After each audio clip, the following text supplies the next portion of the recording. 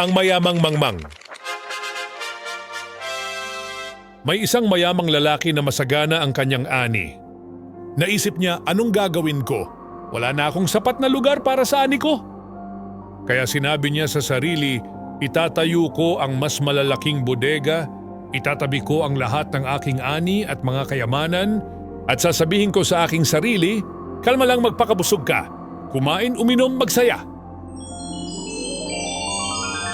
Ngunit sinabi ng Diyos sa kanya, Mangmang, sa gabing ito, kukunin ang iyong kaluluwa at ang mga inihanda mo kanino naman mapupunta.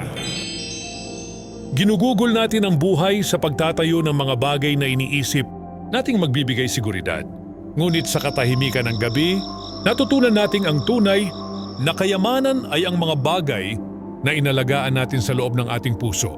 Puno nga ang iyong kamalig, ngunit ang iyong espiritu'y nagugutom. Huwag hayaang mangyari ito sa iyo.